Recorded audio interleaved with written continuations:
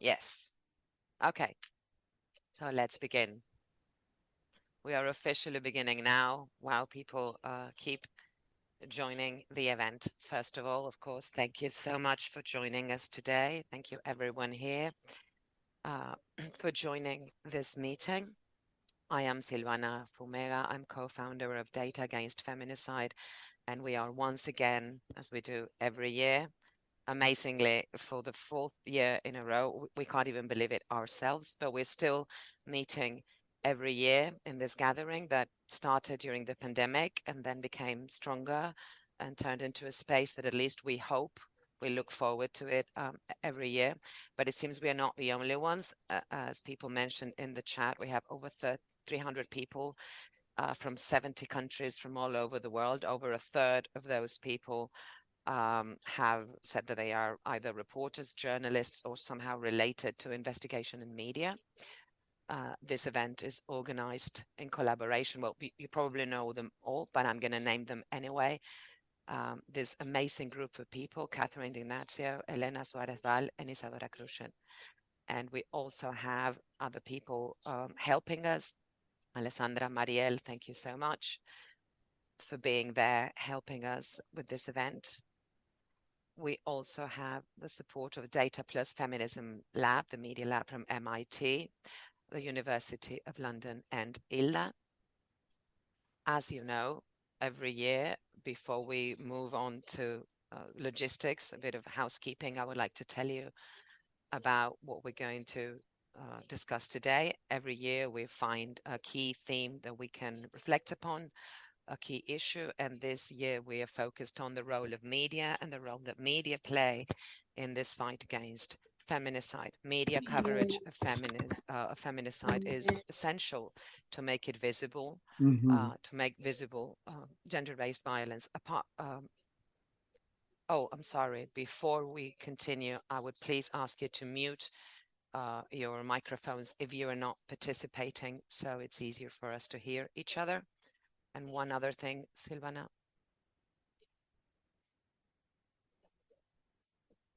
I'm sorry.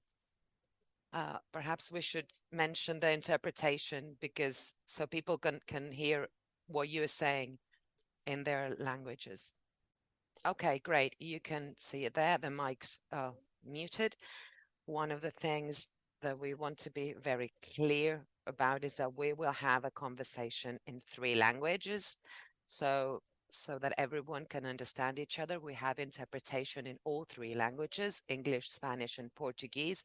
As you can see on the slide, what you have to do is to find the interpretation button, the icon, in the lower part of your screen. It has a globe icon. And if you click there, you can find the language that you prefer, the one you feel most comfortable with, and you will be able to hear the interpretation services. We also would like to thank our interpreters, Ana, Marisa, Mariana, and Patricia. Thank you so much for making this conversation a lot easier and more fluent. If you have any issue with the interpretation, please let us know in the chat box. I can't say this in Portuguese, so I won't even try, but I hope that we can all understand each other and use any of the languages that we all speak, the one we feel most comfortable with. Maria Elena, Alexandra are helping us with the messages on our chat window. Okay, so now going back to what we were saying, we are going to talk about the role of media in the struggle against feminicide. We know that they have not only played a crucial role, but it's also common to find biased narratives, discrimination in the narratives, particularly for reasons of gender, ethnicity, social status, among many others. And many times individual cases are not presented as part of a deeper, more systemic issue. This biased approach perpetuates what Rika Segato refers to as the pedagogy of cruelty that makes this violence against women something normal. And what we want to do is to challenge that pedagogy.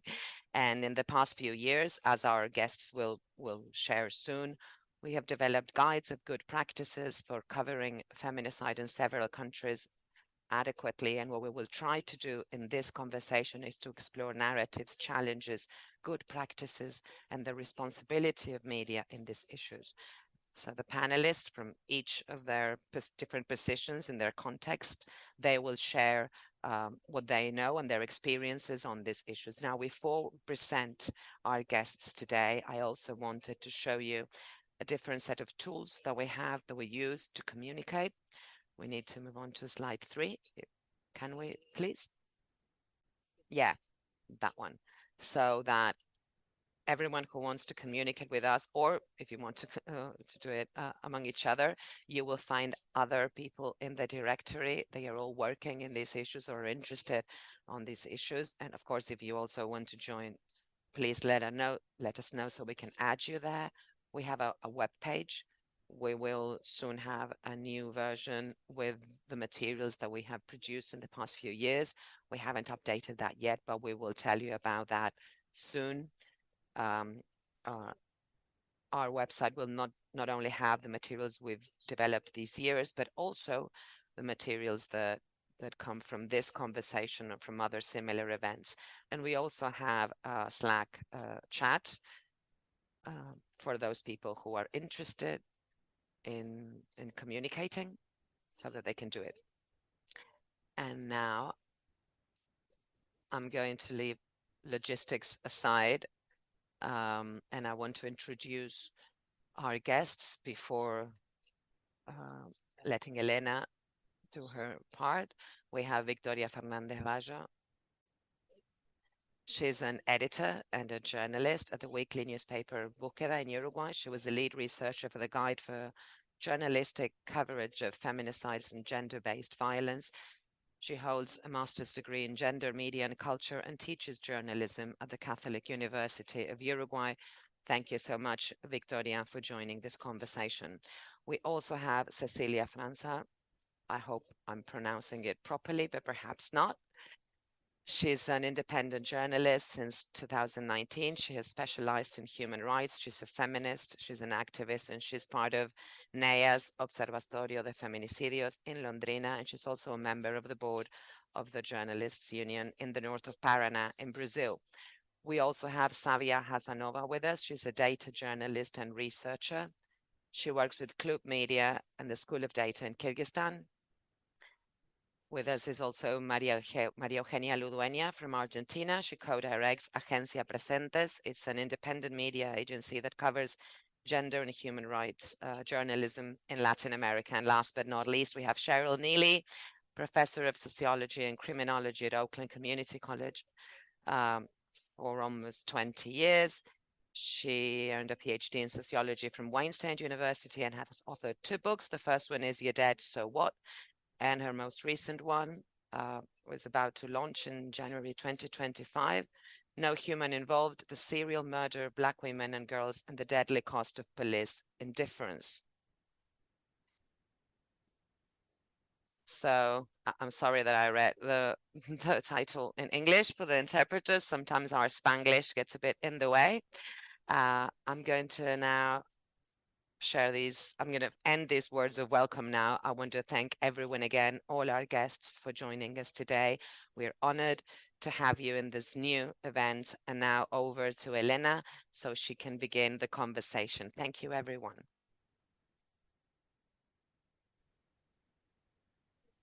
Okay, hello, everyone.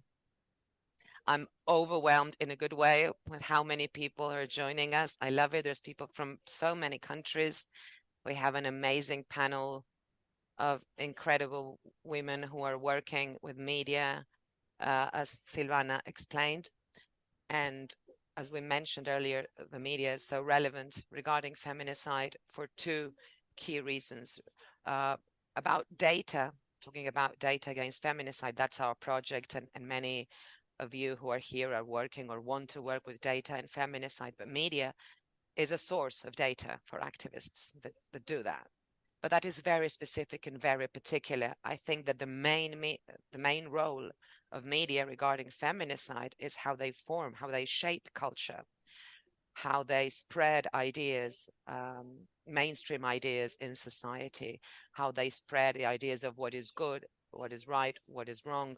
And that is the key why media is so important. But for us, for the practice community working in data and feminism, feminicide, we value that because it's a source of data, but we also value it for the role that they can play to actually fight these ideas of patriarchy, this sexism that lead to the continuation of this feminicide as a phenomenon.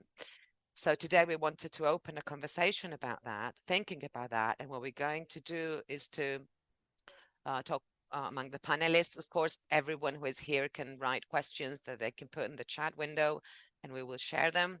So I'm just going to begin. I'm going to begin with Savia.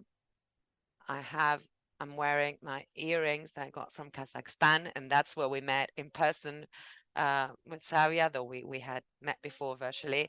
And she has been working with media together to Anna Kapushenko in 2021. That was part of their work in Klub Media, and their work was on data and on journalistic reports of feminicide in Kyrgyzstan. Her work got many awards, and they kept working on that issue. And also that piece was focused on the media, and they continue to work on this of the media around feminicide cases. So Savia, what I wanted you to tell us about was how you monitored that media coverage of feminicide in your country, and what conclusions or what challenges you found with regards to the coverage of feminicide where you are. Hi, hello everyone. So you can hear me, I guess. Thank you so much for inviting me here. I feel pretty honored to be in such great team of the women. So just a few words about the research that we had done actually. So I am a researcher, but I turned into data journalist, I think in 2018. So before I was pretty much involved with data analysis, doing some policy papers for international organizations. But then at some point, we decided that we have to focus, we have to exploit my knowledge of data to do with the focus of studying feminicide in Kyrgyzstan. And so in 2020, we decided to do the retrospective research. So we wanted to collect feminicide data for the past 10 years. And for that, sorry, I have some window pop-up here, pardon. And for that reason, well, as all of us do, we decided to trace back the criminal news. So what we did was scraped around 50,000 of criminal news overall from a couple of particular news agencies that are very popular in our country. So we scraped those, and then we derived with around 80 keywords to help us to identify the news that might be related to the murders of women and girls. And by using some machine learning, we kind of got rid of the majority of the criminal news overall. So we ended up with 3,000 of criminal news, from which we manually looked through to identify whether there was a murder. The murder could be classified as feminicide, and we ended up with around 400 cases, I think. So on average, it constituted like from 20 to 30 murders, from 20 to 30 feminicide per year. Yeah. So yes, and well, as the main findings of that research was that in 75% of the cases overall, a man knew a woman who he had murdered, and in 40% of the cases, the woman was murdered by her intimate partner. So I think the most challenging kind of process of that, well, there had been a lot of challenges, but if we are talking about the media coverage, I think the most challenging was the like very limited information that our media provide in their media reports and their news. So basically, what the most consistent information that we were able to extract from the news was just on the date of the murder, the regions where it happened, the relationships with the murderer, in some cases names and initials, age, etc. So that's basically it. So the majority of the additional information that could kind of be important, like the background of the perpetrator or the background of the victim, was never there. And the other challenge was that there is almost never a follow-up on the cases. So our media, they only report when the murder happened, they report on that murder, but then nobody kind of trace what happened afterwards. So in the majority of the cases about like whether there was any accountability of the perpetrator, we only knew that he had been detained, but whether he actually would receive any punishment or he would be prosecuted, we just don't know. So that's probably the two kind of main challenges on how the media covers our femicide in the country and how we can work with that.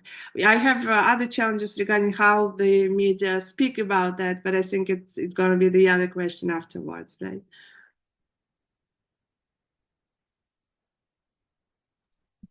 Thank you so much. Yes, many of those challenges sound familiar. I've seen, I think that most of us here, I would see women, nodding as you spoke, acknowledging that it's a common thing.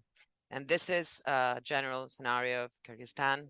And now we are going to move on to the States. Cheryl, you have written 2 books about this issue. You particularly focused on the murders of Black women in the context of the United States. Can you tell us a bit more about those books, or perhaps share some of the results, and above all, how the media deal with these murders of Black women? Thank you. I'm so glad to be here. My 2 books, the first book, You're Dead, So What? Media Police and the Invisibility of Black Women as Victims of Homicide, that actually came about as a result of my dissertation research. My PhD dissertation wanted to look at whether or not there was a statistically significant difference in the way homicides were covered by media based on the victim's race. So did they make a difference between white and Black women specifically?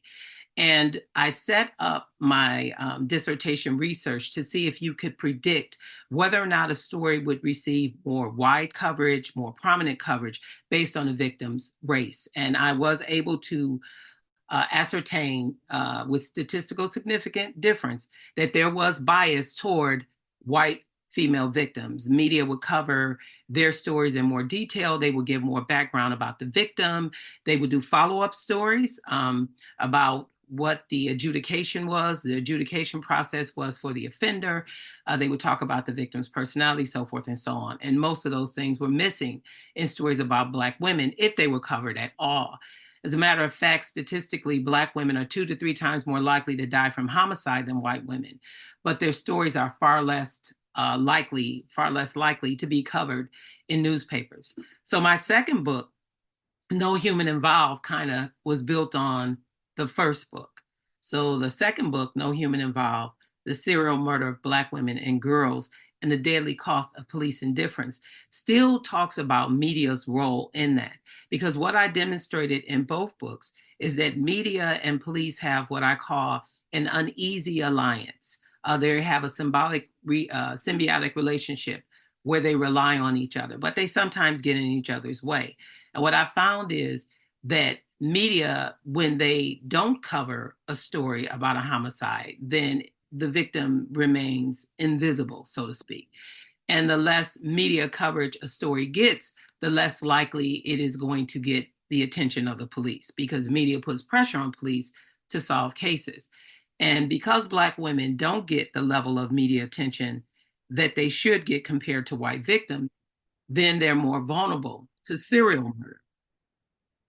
Because what these men have learned, and this is what I talk about in my second book, No Human Involved, is that their victims don't have value. The term No Human Involved is actually an acronym.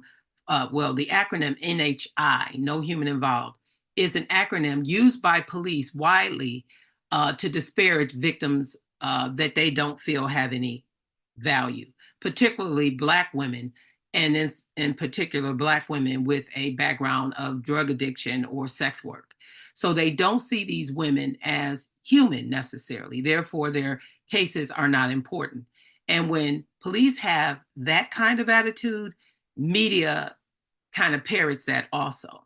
So media could be a more forceful partner, especially for communities trying to get these cases solved, trying to protect women in these communities so these men don't feel that they're easy prey, and to bring justice for the victim's family. Because what I cover extensively in both of my books is the frustration of the families of the victims who go to media wanting their missing or murdered loved one to get attention. But if police don't see it as serious, then media won't provide that coverage that the victims deserve.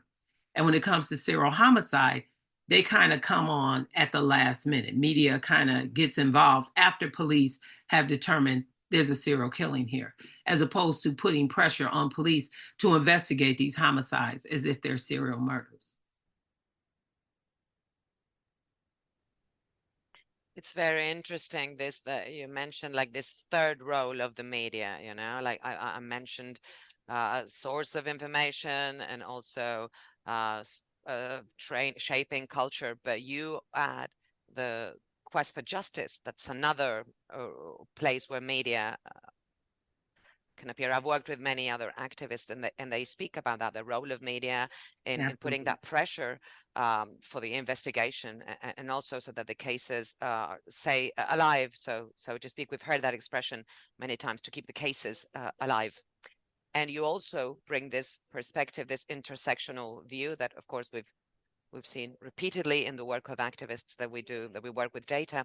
And it's about the difficulty to find those data because media don't report them, or they underreport them, or they don't tell us, you know, the ethnicity or other details that would be vital to make that analysis. And in that regard, I think that it might be interesting to hear the opinion of María Eugenia, Maru, about Agencia Presentes. This is it's a news agency that has a unique approach about LGBTQ plus violence and feminicide of indigenous women as well.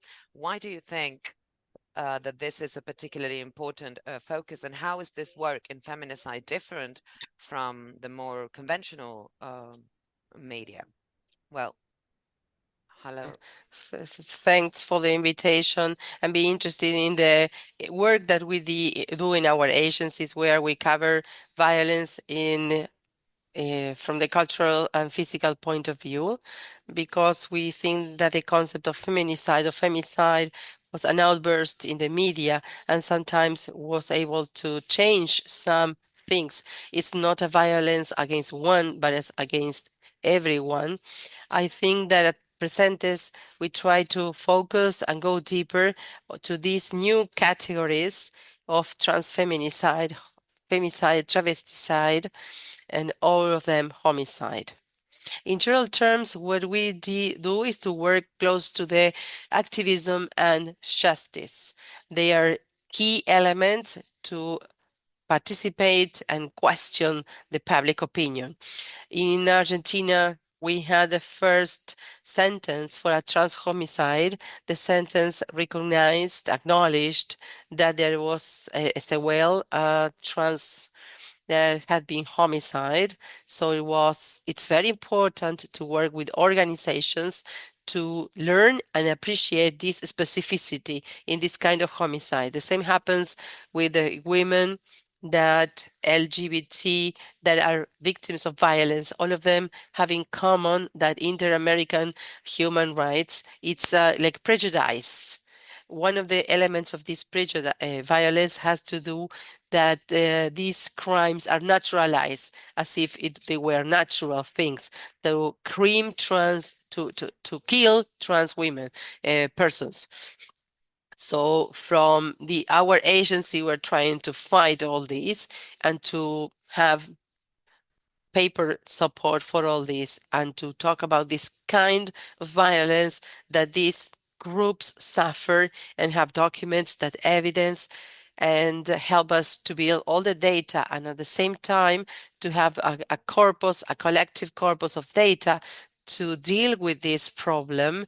And as Cheryl said, from Latin America, we are working on different intersectional approaches, not only because a trans person is a target, but it can be an immigrant or sexual worker or has AIDS and or is poor. All this is what we are trying to deal with from our agency. We are trying to find information, what are the kind of narrative that we need in this kind of times that we're living. That's amazing.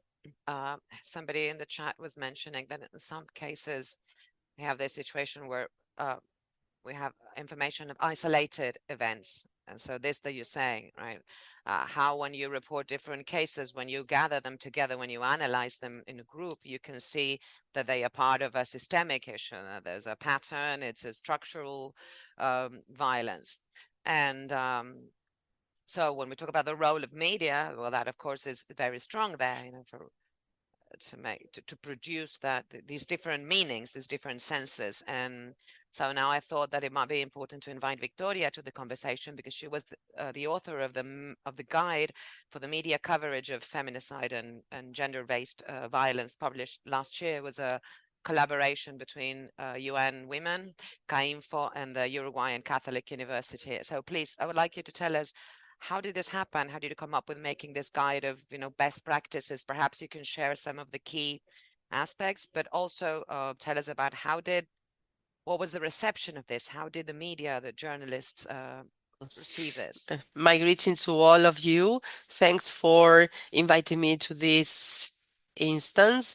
It's really a pleasure to participate in this global conversation. The guide, can you listen to me? The guide kind of was made in Uruguay. There is a large problem of domestic violence, even though there is an advanced regulation with some paradoxes. In some parts it has a good indicators, in others not so good, as you can see, for example, in the high rates of feminicides and domestic violence of the country.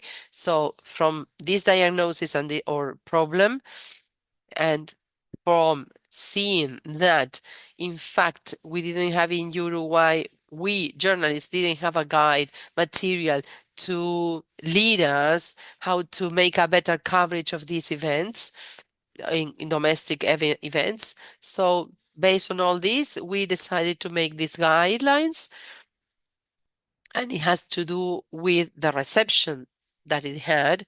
That from the beginning, the idea was to do something that was not too ambitious or too theoretical, but to bring it as much as possible to the practice aspect.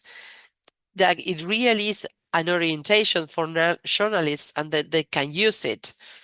So one of the decisions that we made, and it was kind of key to include the editors and journalists to this process of making the guide. So during the research, in the research previous was I met with journalists from basically all media, from written, radios, newspapers, television, to talk with the editors or chiefs of news reports, to have this kind of dialogue and selection. And at the same time, we wanted that the guideline could be as close and realistic to the practice as possible.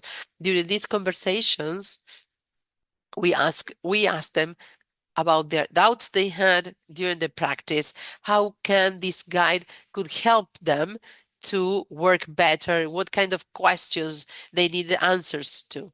So this previous process, I think it was really very interesting to come to this guide that had several good reactions and everyone could use it.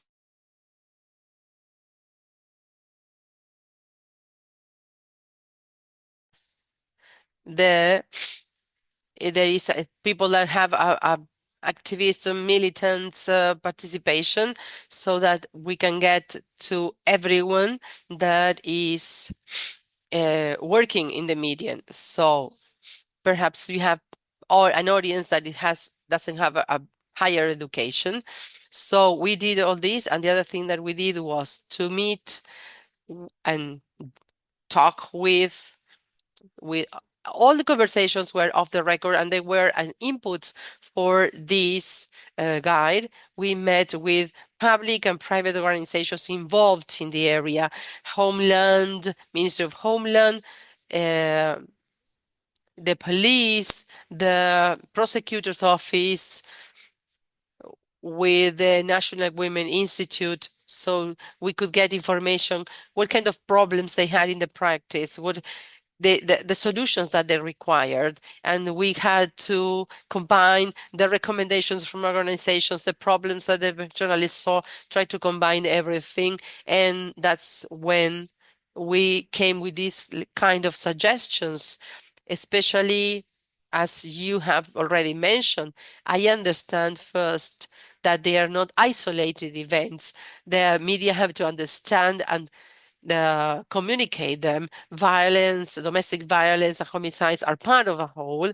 And what we did also to have thinking about this practical guide, perhaps we can talk about it later. In general terms, what we did is kind of lists. So we had a chapter on what to do, another what to avoid, and another one gray areas. So there are some things that have to do with homicides coverage, femicide coverage. You have to bear in mind that each case is unique. So not all the rules can be applied to all the homicides. So in some areas, there were different suggestions, different recommendations. And that's in that chapter, one of the most important interesting contributions of the guide is that we have to continue talking to get to the best practices. And the idea was to have the different arguments so that the different media and the journalists can make their own decisions based on this tool. So on the chapter, what to do, we have some recommendations, good practices on each point has been developed, so it can be understood and people can talk about it and take into account some considerations. On the chapter, what to avoid, but I can't tell you all the details, but you also have a list with certain explanations on why there are some practices that are to be avoided and others no. And in the chapter on gray areas, also, which is the best way to follow, also thinking about case to case. So basically that was the work, and the guide was really well accepted. We still have our journalists, colleagues requesting the guide, and the whole situation there. Journalists and media, sometimes we do not inform or communicate as we should. We must be aware of that. So sometimes because we don't have the training, and you are not training on that. So we found out that journalists were really interested in talk about it and to have training about this. So this guide is a document that we have to keep on working on it, but this is just like a screenshot of this situation, and the reception was very good. And I think it also because we were part of the process. So the guideline is not pointing out what not to do, but it says the ideal line is this one, and this is why. So we think that it can help to improve the coverage. That's great. I thought that it was very interesting that you mentioned about these gray areas, which is something that people who are in this conversation about data and feminicide will immediately recognize, even when we are presenting the data, there are many gray areas. It's a category that's still constantly under construction. We feminists, we're still building it. And as María Eugenia mentioned, we have new categories emerging, that sometimes have this tension with the categories that we already have. So how do we bring the media up to speed with what we activists and investigators are doing, and what do we do about those gray areas, which are of course different, because the position of the media that informs with the authority they may aim for is not the same goals that an activist face. There could be different. They will be different in terms of flexibility and the coverage in itself. So in that sense, when we talk about that interface between media and activists, I thought that it was interesting to bring the experience of Cecília, França, with her observatory in Neias, in Londrinas. And that's what they do, a bit of interface with the media to try to influence that coverage. Perhaps Cecília can tell us a bit about how that began and what specific strategies they have used to influence people in journalism, and also on the cases, the actual court cases that usually do not get much coverage. Hello to everyone joining us today. I'm glad to join this diverse and special group of women.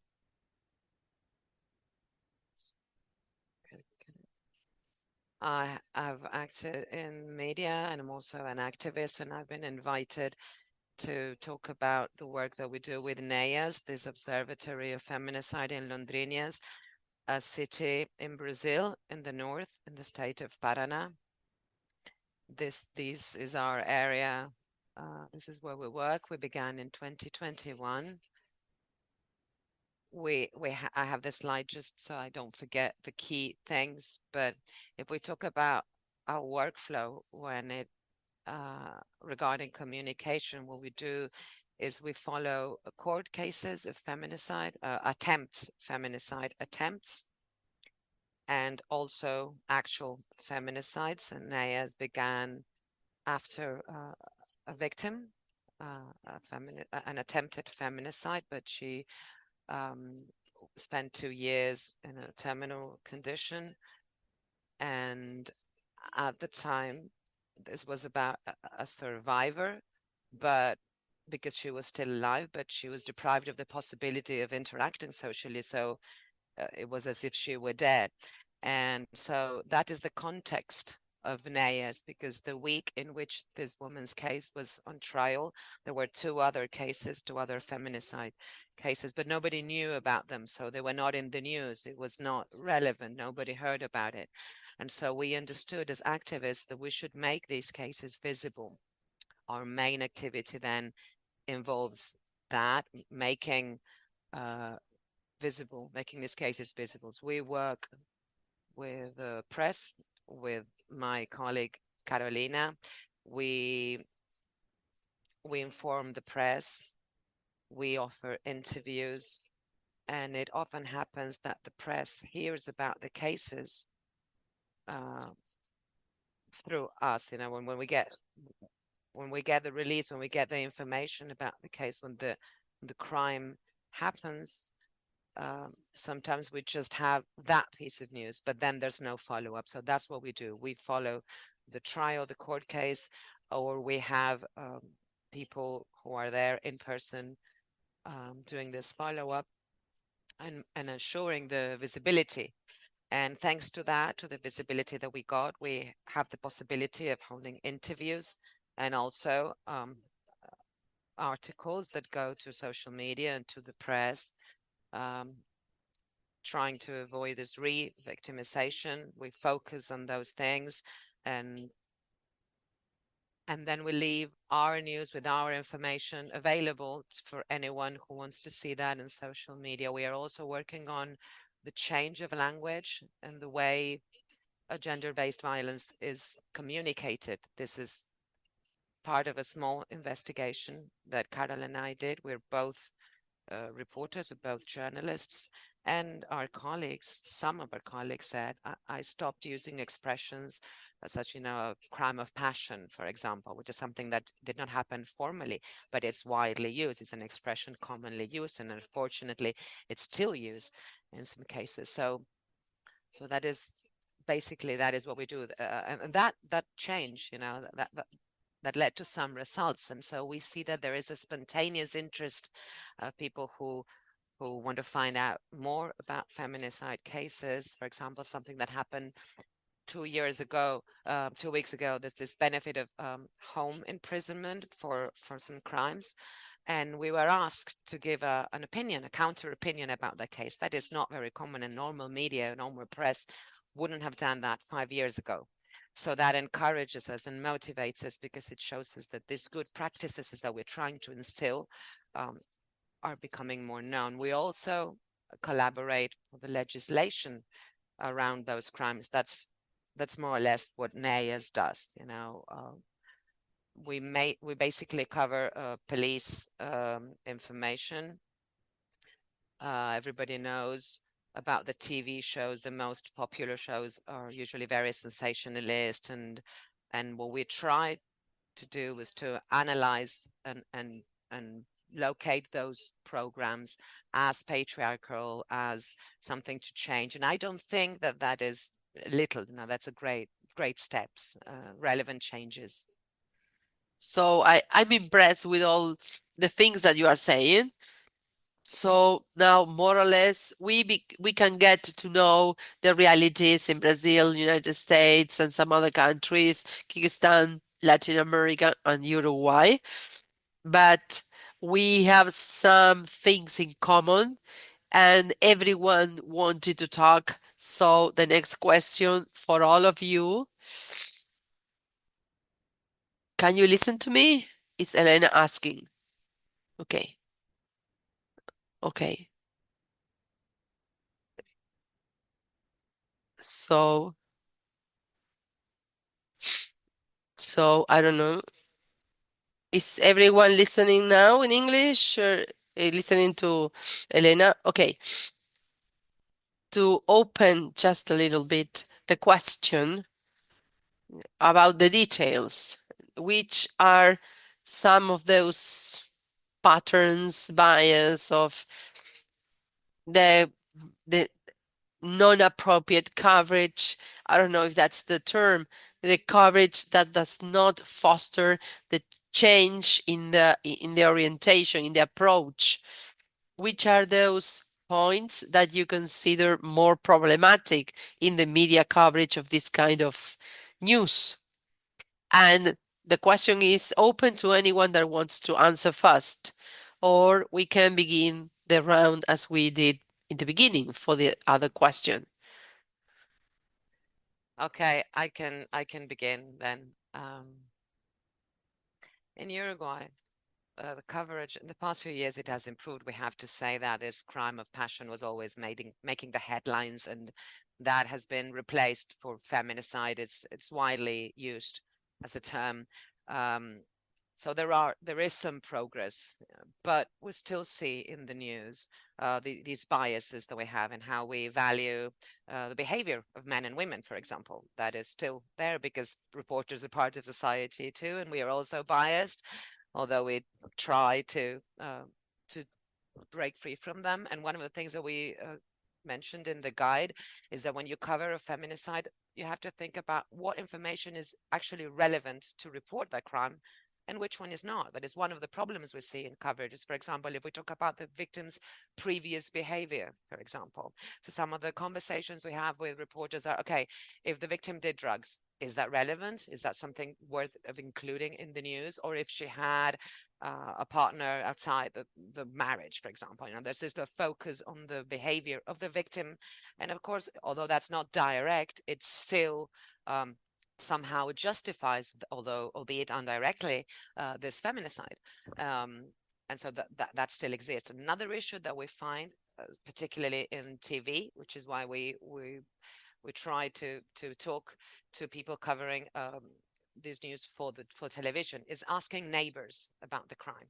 So the witnesses of the accounts of the neighbors are also they also have their biases, their gender biases.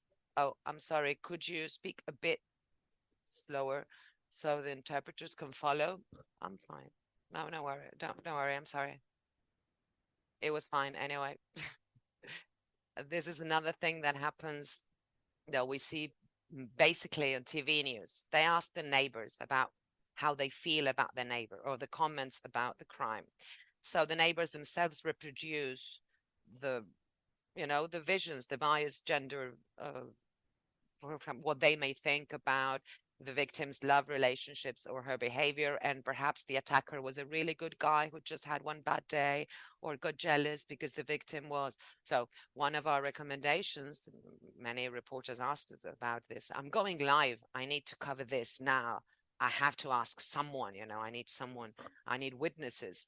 Okay, so if they are neighbors, well, perhaps that shouldn't be live. You should give it at least a couple of minutes so an editor can check what that neighbor is saying. It's not about censoring the neighbor. Perhaps the neighbor wants to talk about the victim, has something interesting to share, or perhaps wants to,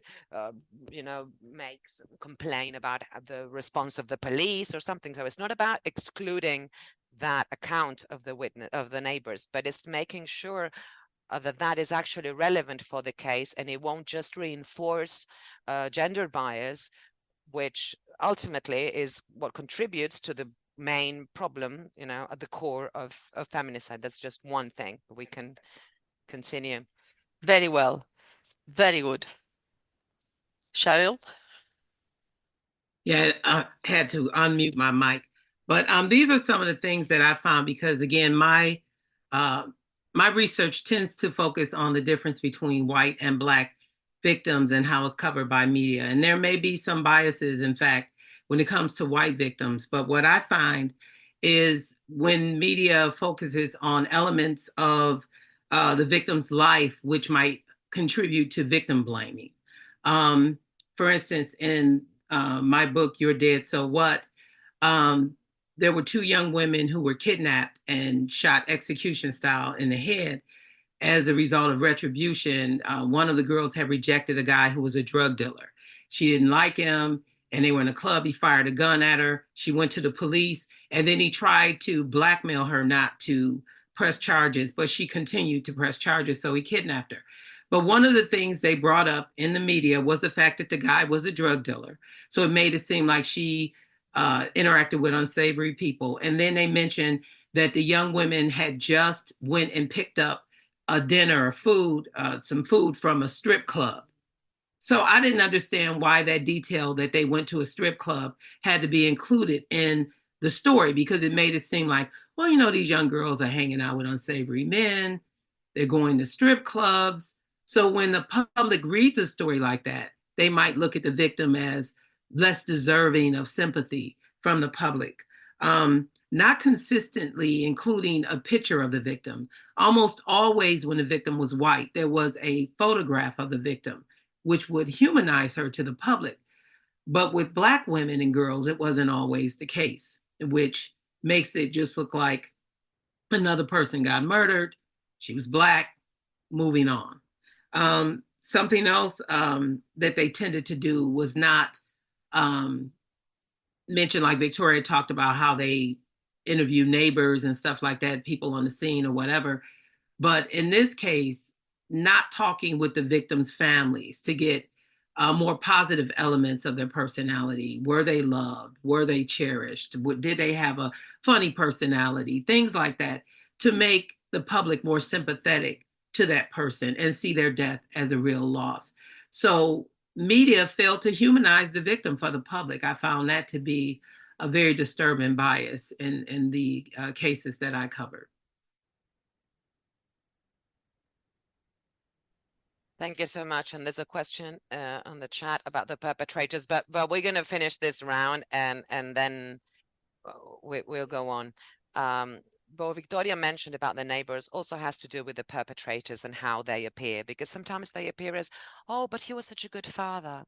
you know, and you have these opinions that justify him or absolve him in a way of being a murderer, which is what ultimately, there's a but there, you know, a murderer but a good father, murderer but good neighbor. So there's this difference when perpetrators appear in the way they appear. Sometimes they also appear as monsters, which is also not, I mean, they are not crazy monsters, strange, outer planet. It's just people who are part of our daily lives. Perhaps Savia or María Eugenia wanted to say something to talk about this question about the biases. Yeah.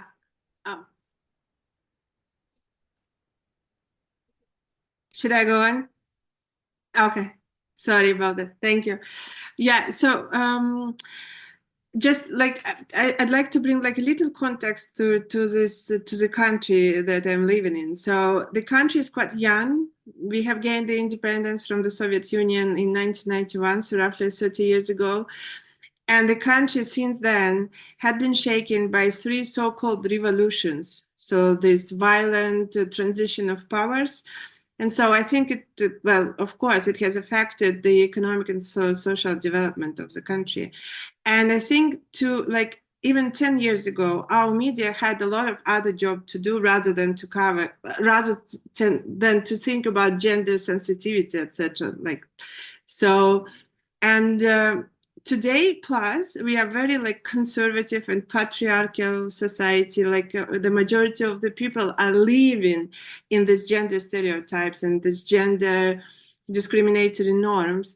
So we are now, and our media is now at the stage, we are at least trying to kind of educate our journalists how not to make this clickbait headlines.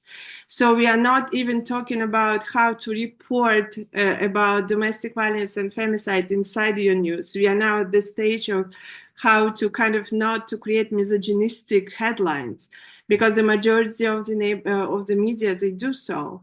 And that's the problem. So we analyzed roughly, I think, 10,000 of different headlines from different media. And we found out that the first finding was that only in 20% of the headlines of the news, media reported about women in general. So there is already the bias on how well media reports about women rather than on men. Then the second one, we actually realized that in 20% of those news that covered women, the headlines were somehow misogynistic, and the majority of the misogynistic headlines were attributed to the cases of domestic violence or femicide, etc. So the majority of those cases, they actually translated either stereotypes or did this huge victim blaming, or justified the murderer. So, for example, in one of the cases, and this is just the referring to Helena, what you were talking about, how they justify the perpetrator, they sometimes just report having this headline, was drunk. A man is suspected of beating his mother to death.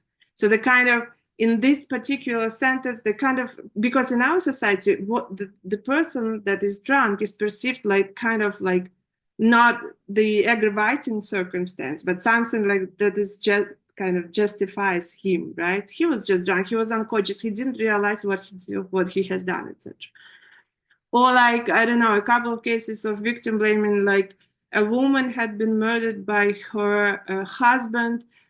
A woman was murdered by her husband, whom he had previously forgiven, kind of like this, right? Or I don't know, a girl met a guy in Instagram, a 15 years old met a guy in Instagram in some chat, and then he murdered her. So there is a lot of this victim blaming, justifying murder patterns in the headlines. So now we are trying to focus at least on headlines. And the problem with these headlines, that whenever these news go to social media, people pick up on these headlines, and you can actually see this correlation. If the headline translates some gender stereotypes, people in chat or in comments that easily pick up on that headlines, and they kind of start support these headlines discussing how the victim, it was her fault, or the guy was not that bad, etc., etc. So that's the big problem so far in my country.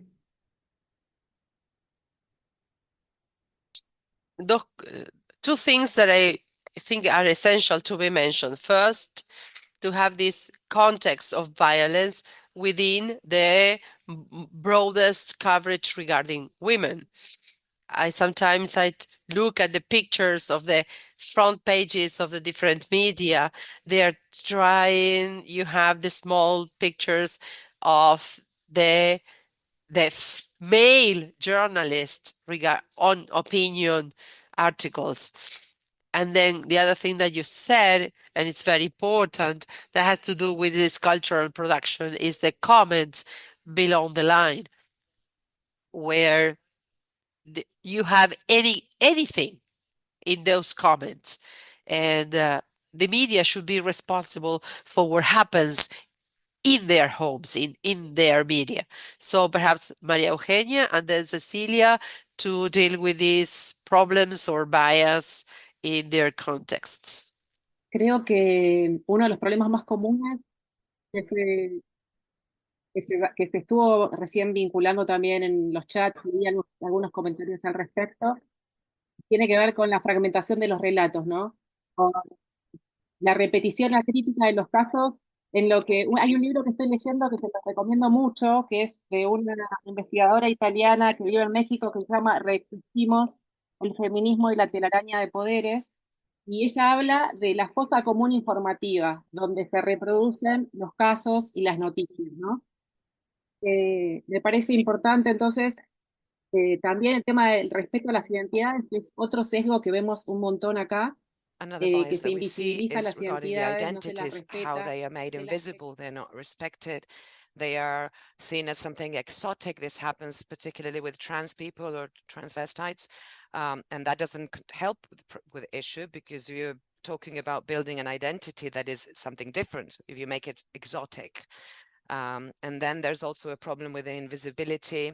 Another thing that we have here, this is not just a media issue, it's an Argentina issue. This is a very important thing in Argentina that has to do with the current administration.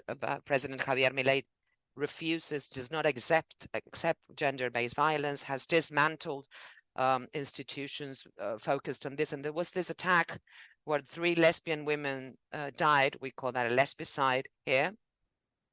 And there was a press conference, and the spokesperson said that that was not violence. All violence is violence. Men die too. So if you belong to a certain group or collective, that's not an extra thing. So that's very hard to fight, because that's precisely what we're talking about. We're talking about historicizing, understanding, seeing the pattern of these lesbian women who were living in a very difficult position. These we call them, they are like hotels, but they are for homeless people. They're called pensiones.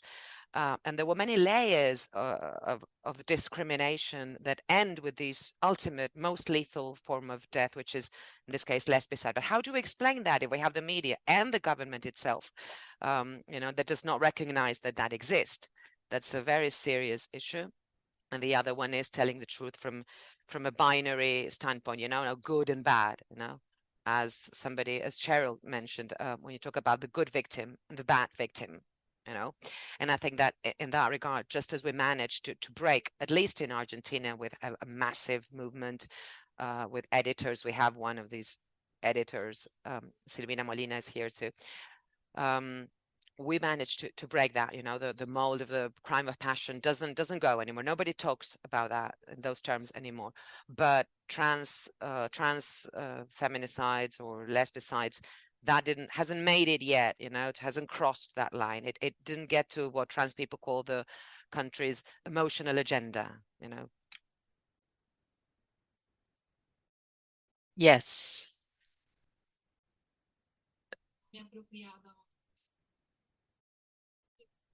And down, I will talk about this book from some colleagues, history of a woman that was killed, and that is related to things that have been done. So Cecília de Oliveira or the Rodriguez, they are the researchers. They carried out a thorough investigation about the headlines on feminicide, and they showed three that they are appearing very often in our society. The supposition, how they use the supposition, there is a crime with a homicide that has someone that is in jail, but there is still a supposition about this crime. We also have the passive voice regarding women. The woman was murdered by a person that is hidden somewhere. She died. And the third point is the intense search of a motive. And these are the most frequent topics on the headlines: alcohol, jealousy. In the case of alcohol, for the author, is like an excuse. But if it were the woman who is drinking alcohol, it would be like she turned herself in the weak position. She put herself in a weak position. So it's a very different position for the man and for the woman. And in this case that these two colleagues are talking about, this is like listening only to official sources. And in the smallest cities media, the word of the prosecutors is the one that marks the headlines in the media. So they still continue using the police research and the police claims, and this is considered a problem because in our civil society and activism, they're really trained and able to talk about these crimes. We have a second forum on citizen security. In 2023 was about 400,000 crimes, and the lab that we have on feminicides, we have counter data. There was more 1,700 feminicides that were really occurred, and we are also studying based on reports on the newspapers. And if we add up, there is more 2,000 cases in 2023. So the press reflects the society and has a great influence of society, but the press also has to assume its responsibility in this change of values that we are undergoing. Absolutely, that's the challenge: how to be more than just to reflect, but also to have this activist intention. Not all media have it; some do, but they don't share, the same way in which we do it, because you have this this conservative activism, that we also see in the media. And this other thing that you mentioned about the relationship between the police and the media is one of the questions in our Q&A from our participants, is that sometimes there's this like copy paste, from the official police record, and that's the piece of news, and that's the article, and then something that they just add. And the other thing is that the media are also involved in this acceleration of information that we are living in. They are the main characters of that. So how it's so immediate, this need of publishing right now, doing very quickly, that also affects how the media cover. Now, it's not a careful, it's not a loving, it's not a responsible, it's not an activist coverage of feminicide and other violations of human rights. That's the challenge, how not to contribute to that oversimplification of life through this media acceleration. And I have one final question, and then Isadora is going to check some other questions that have appeared in the chat window people have sent. But my final question was, what strategies can we have? Victoria shared the whole process of making this guide. Cecília told us about the work that Naya does with reporters too. But perhaps just a reaction to that. You know, what can we do? How do we work with the media? That's why I want to highlight at first, you know, in this conversation, at least a third of the people here are reporters and journalists with us today. You know, we made a great effort to bring them here. So we're very interested in that. So let's see who wants to begin.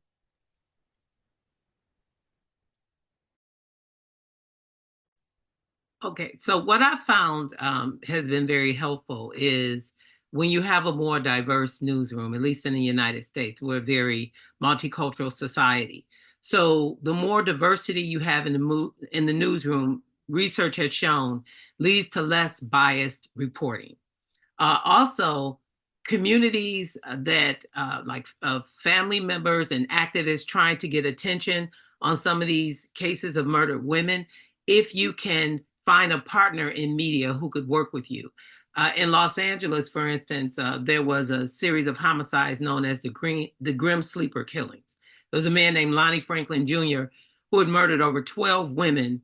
They believe more than that, but he was convicted of 12 murders over a period of 20 years. And there was a reporter named Christine Pelisek who worked with activists in that community to put pressure on police to seriously investigate those crimes. So anytime you can partner with someone from media, a journalist who is interested in bringing attention to those cases, that can be extremely helpful and a very valuable resource. Thank you. To build these bridges with the families, media, civil society. Who else would like to give a brief answer to this? I can comment on some things. Training is essential to offer, to go to the social civil organizations, go to the activists, to have a dialogue between the journalists and civil society, public organizations, because sometimes the interests or the practices are a little bit different from one to another.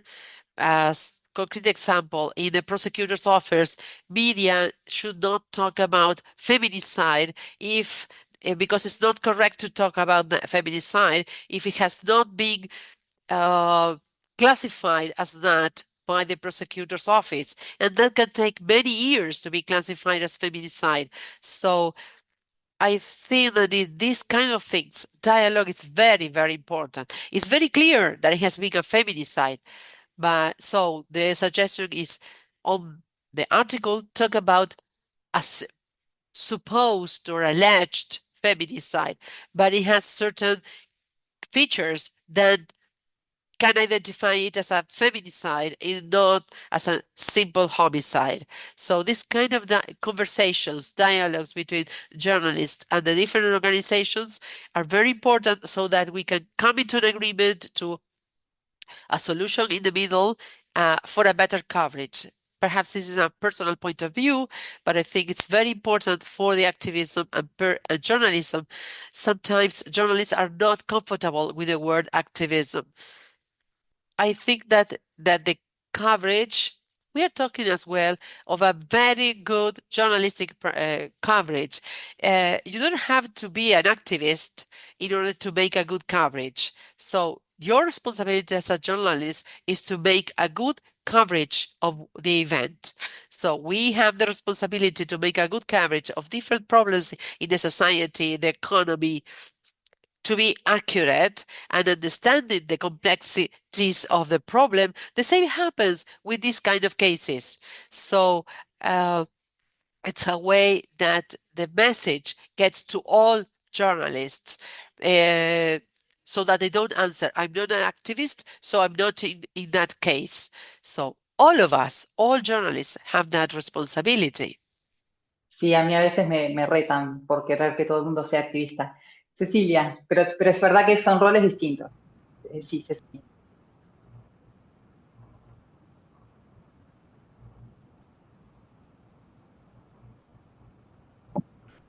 Eu acho que a gente tem um problema muito grave, que é da precarização da atividade jornalística, né, nos últimos anos. Não sei como está acontecendo isso nos outros países, mas nós temos redações cada vez mais enxutas e jornalistas cada vez mais. But what we have is lower quality in journalism, but the basic things that we can always do, in spite of that. And one of them is to go a bit beyond the accusation,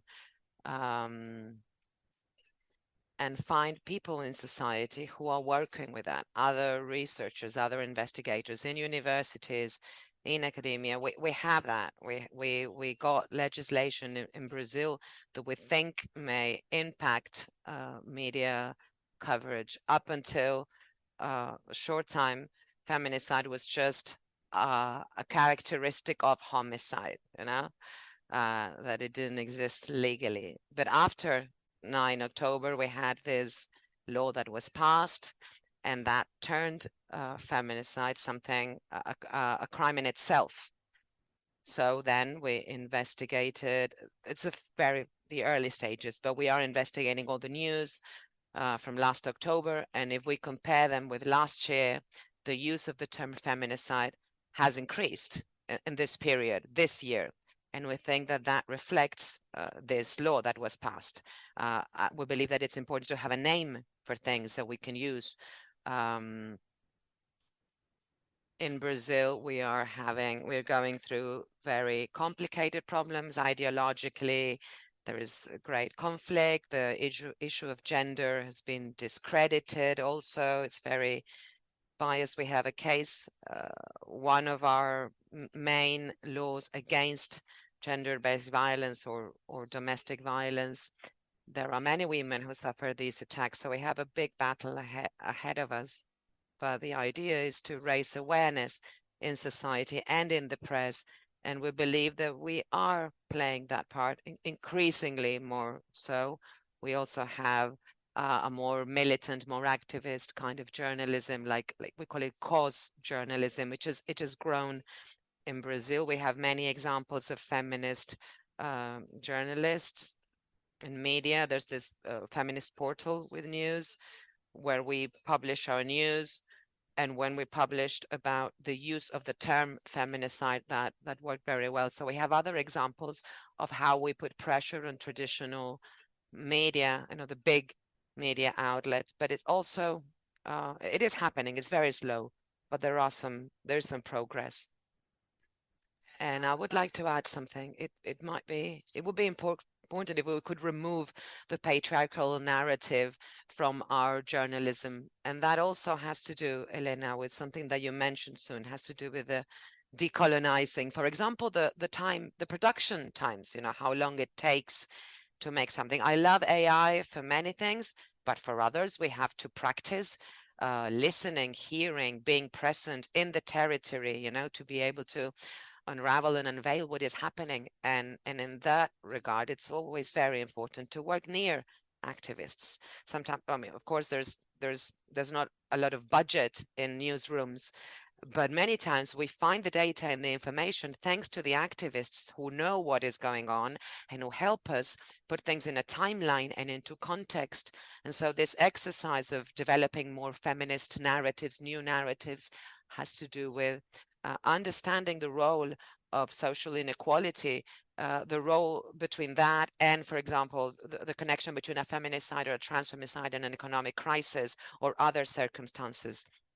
As others have said here, I believe that it's key to make strategic alliances with reporters, but also with people who are not in the media and who are not reporters. We also had good experiences in the court system, people who work in the justice system. There are people, not many, but there are some people who are interested in building a different kind of narrative. Sometimes with the justice system is very difficult, and demand accountability from them is very difficult too, because they seem to be in this superior stage, and bringing that down to earth and asking justice for their own accountability. And I think that another thing that is very important is to create diverse newsrooms and groups, as Cheryl mentioned at the beginning. And we also need to create data, because sometimes people take the data that we use, that we build. And I think that it's important that we have our own archives, our own feminist archives, asking our own questions about those bodies, you know, not treat them just as data, but asking who they were, what they wanted, what happened, who created the conditions for this to happen, for these violences to happen. Thank you, María Eugenia. All of that and even more. Okay, Savia? Yes, so we actually tried to follow the path of education. So we produced a few guides as Victoria did. We even tried to kind of build a chatbot in Telegram. Telegram is one of the quite popular online messengers in Kyrgyzstan. The chatbot that would actually test your possible headlines, whether it translates any stereotypes or not. So basically, if you're a journalist and you want to report on domestic violence or feminicide, you would type in the potential headline for your news or for your feature, and then chatbot would tell you whether this particular headline is misogynistic and why. And so this is kind of like this prevention tool for a person not to publish like any bad headlines, etc. But it's like with the guides. I mean, the problem is that you can create a lot of these nice tools, but the problem is to bring journalists to use it. That's the challenge that we have here. That, for example, in CLOP, the media that I contribute to, we have this editorial policy. We have a very like gender sensitive environment, so we do not want to translate these stereotypes, etc., and we want to report good. But with the other media, it's not the case. The majority of the media don't really care about gender sensitivity. They want to produce only clickbait results. And I mean, even if we provide them with these tools, they will not use them because they do not have this empathy. They do not really understand the necessity of being gender sensitive in the media, etc. So I think that's so far that's the biggest challenge that we have, and I don't really know the answer how to solve it, unfortunately. It's amazing when you talk about the chatbot, because many of the people who are here today probably registered for a workshop that we are holding in December. It's for the creation of a feminist AI that will help work on media coverage. So we already have this work from Savia to steal ideas from. So from that question, I think that Victoria had an answer for Savia's question, which was working with journalists from the very beginning, you know, early on. So how can we make these people take time from their speed of their own lives to incorporate these tools, whether they are conceptual or technological tools, to improve their coverage. That will be a challenge moving forward with the project of Data Against Feminicide. So now I want to invite Isa, who has been gathering other questions from the participants in our chat.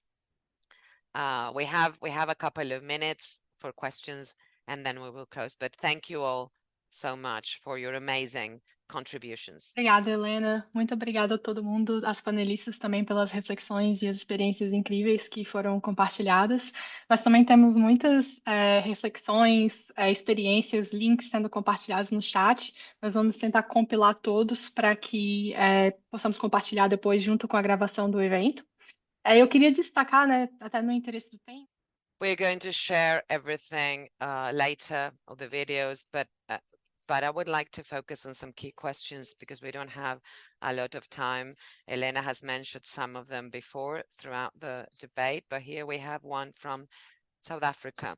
This is for Cheryl, but also for the other panelists.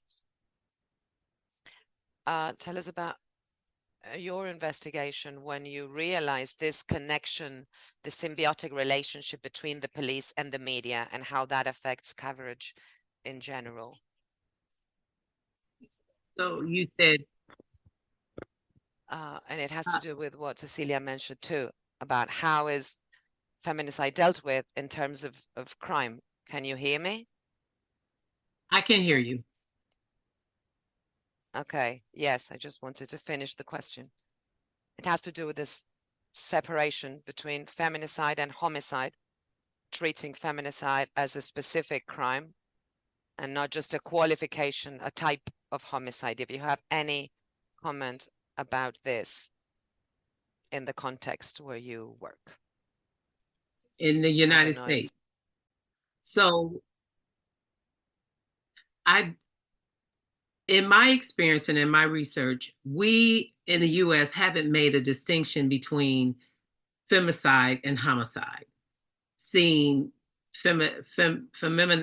femicide as a particular category of homicide, where women are targeted for murder because of gender. At least in my experience, we haven't gotten to that level. I think it's very important for us to see it that way, especially given some of the misogyny and misogynoir, hatred of Black women that we've seen over the past close to 10 years that has been ramped up since Donald Trump won re-election. This past couple of weeks, men online threatening women, saying your body, my choice, that kind of thing. Incels threatening sexual violence against women and things of that nature. So we haven't necessarily made that distinction between just a homicide where the victim happened to be a female or homicide because the victim was a female. So it's kind of hard for me to answer that question given that we haven't made that distinction in the US yet. But I think that's coming.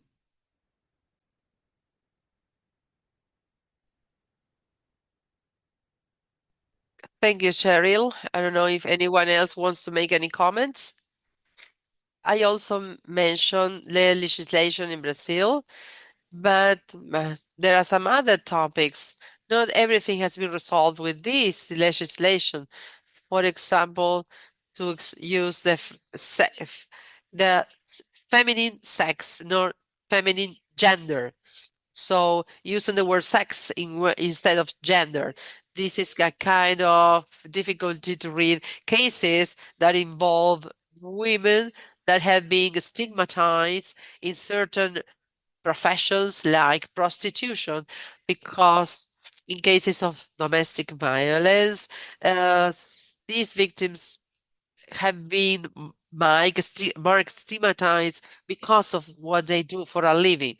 There is something more broader aspect of the law regarding that involve better possibility when reading feminicides, talking about the violence, domestic violence. Thank you so much, Thank Cecília. Anybody else want to say something about this? Yes, as I mentioned earlier, in Uruguay, a few years ago, feminicide exists legally. That helped make the issue more visible in the media. I think that was a great contribution, not only to have harsher sentences, but also to make the phenomenon more visible as a structural issue. But it leads to these problems that I mentioned, so sometimes the justice system complains that the media talks about feminicide when it still wasn't classified as that, or if there's an appeal. So sometimes it can lead to those miscommunication or issues. But apart from that, it is something that we still need to do, as María Eugenia mentioned too. Everything around the murder of trans people, that's more difficult for journalism and for justice to frame that properly.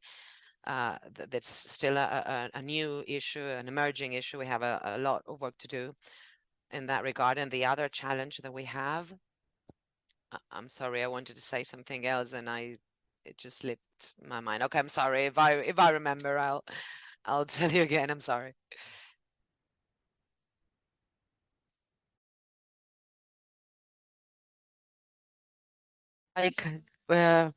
To add another question to the panel that pop up during Savia's comments in the chat. It has to do with social media. We talk about networks and their incidence on journalism, as someone said, and how to control and influence social networks. It can be very complicated, including fake news or misinformation and we have certain problems in different contexts. I would like to hear what your experience about these kind of social networks. Anyone would like to say anything? I'm sorry, can I say something? I remembered what I wanted to say today. Another problem with the concept of feminicide as a legal concept, that we also involves the criteria of the authorities. For example, last year in Uruguay we had a lower record of feminicides, but we had a higher figure of murders of women. That were so that's unclear. It's not very clear. So having this special indicator may add an extra layer of complexity, because we have murders of women which might be feminicides too, but they don't appear in the statistics. So I wanted to mention that challenge too, that it could be tricky, because headlines, which is what people care about, is okay, there are less feminicides, but then you look at the figures and you have more murders of women. So you're not really sure that you're improving thing. Perhaps it was just that you have a different criteria and it's obscuring some of the figures. That was the thing. Thank you so much. Thank you, Victoria. I wanted to mention, Okay. You had mentioned social media. In my experience, especially when it comes to the Black community, social media has been a powerful force for change. A lot of times when mainstream media refused to cover cases of murdered Black women, it would pick up traction on social media. And that would in turn put pressure on mainstream media to start looking at these cases. It was also a way to share information. Some cases weren't even covered in the press, but someone would post it on social media, a murder that happened in their community of a Black woman or girl, and it just kind of grew legs and picked up traction, and then media paid attention then. So media has been a force for change in my experience, but I do understand it can be problematic because misinformation is a problem. Sometimes things are not reported on accurately, and then conspiracy theories emerge, and before you know it, it's just growing out of hand, which forces media and police to get involved because of what's being spoken about and picking up steam on social media.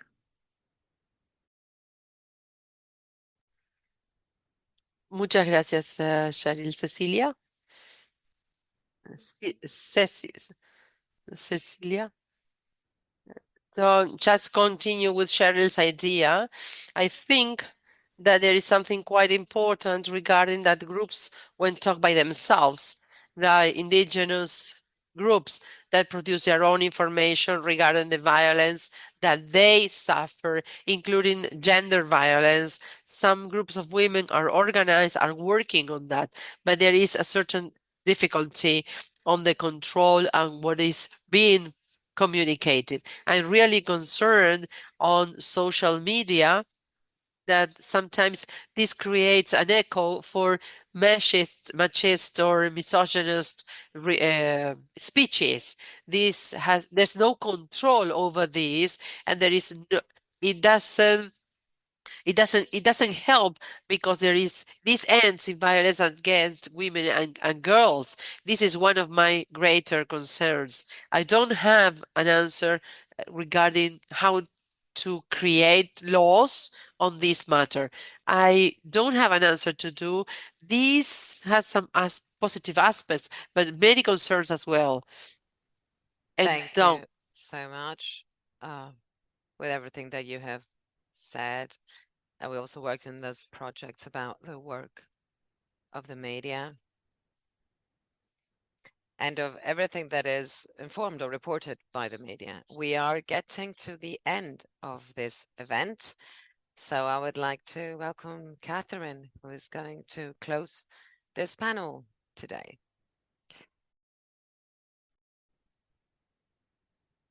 Thanks, Isa. I just want to say a huge thank you to all of the panelists. It's been a really incredible panel, and there's been so much conversation and links shared in the chat. It's really exciting, and many people have asked about sharing the chat, and so I want to tell everybody that we will email it out to people afterwards so that everyone has a copy of all the links and things that were shared.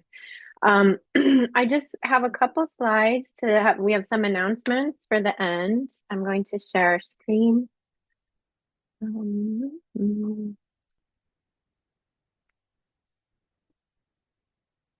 So I just want to say thank you. This is, this is an event from Datos contra Feminicidio, Data Against Feminicide group. There's many of us who have been involved with this project. It is very much a collective and group effort. There's been many students involved. And I just want to recognize our partners who are listed here: Jimena Romero, Rahul Bhargav, Angeles Martinez Cuba, Harini Suresh, and then so many other students and collaborators and organizations and our own institutions. Also, I wanted to tell folks that my own book that comes from this project, so it's out now, it's available in English. It's called Counting Feminicide, Data Feminism in Action.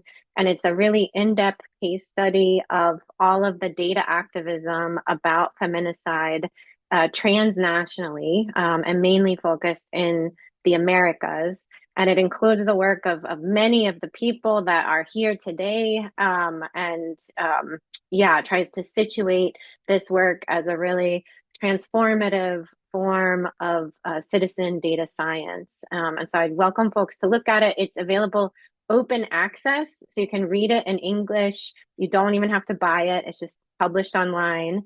In just a minute, once I stop talking, I will also put in some links because it's not translated yet, but we do have chapter summaries of the book in Spanish and in Portuguese. So I'll put in the link where you can access those chapter summaries. So you can sort of see what it says. They're pretty comprehensive, actually, too. They're quite well done. And actually here, I would like to invite Isa to talk about the report that we're publishing very soon, because she's been leading this with Alessandra Jungstalmeida. Thanks, Catherine. Vou falar em português. Oh, Isa, I don't hear you. I think depending on which channel you're on, you might not be able to hear me speaking Portuguese. So should I just continue in English, I guess, for now? Yeah. Okay. Okay, so we've prepared a research report on the 5 years of this project that started in 2019. We're really excited about it because one of the reasons we decided to write this report is because a lot of the things we've published is in English, and we wanted to make the results of our work more accessible to a broader audience. So we've condensed a lot of the insights, and we're going to publish this in English, in Spanish, in Portuguese. It's going to look really cool because we have Isabella Alves doing the design for it. So just stay tuned. It's coming soon. Thanks, Isa. Okay. Next, we have an invitation to everybody here, and we will also be following up on email about this. Just actually next week, we are having a workshop where we're experimenting with data annotation to help build feminist AI tools. And so what this is to train a machine learning tool or to train an AI tool, you have to have really high quality data that is expert annotated. And so the idea here is we're sort of experimenting, and this is led by Harini Suresh and her lab at Brown University together with Elena. We're thinking about how can we build feminist AI tools to help journalists report better on feminicide. So this data annotation workshop would be flagging parts of articles that are biased, flagging parts of articles that are victim blaming, racist, transphobic, misogynist, and then also highlighting when news articles have good practices. So like maybe when they situate a feminicide as part of a larger structural phenomenon, or maybe they use the term feminicide, or maybe they use a hashtag associated with a social movement around these practices. So if anyone is interested in these ideas of how can we train new technologies to sort of think like a feminist journalist or think like a feminist activist, and or how can we build better tools for media coverage of feminicide, we invite you to this workshop. It's more of just like an exposure thing, but afterwards there's going to be an invitation to continue collaborating with us in building these tools if you want to put in the time. So yeah, this is December 6th at, for me, the time would be 10 a.m. Eastern time, but we'll send more information about this.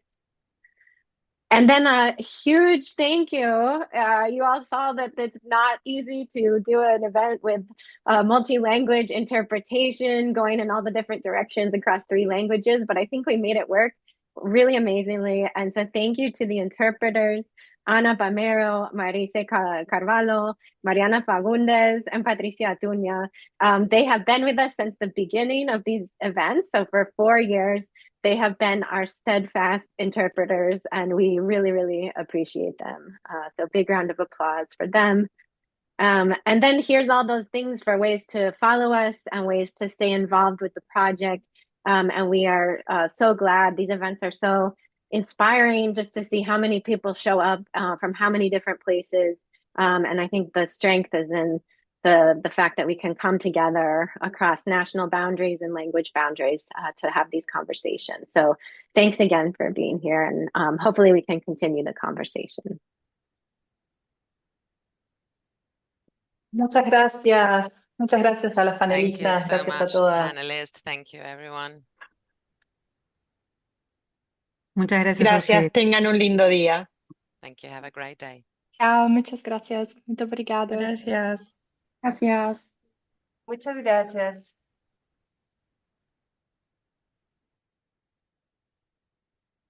Bueno, muchas gracias.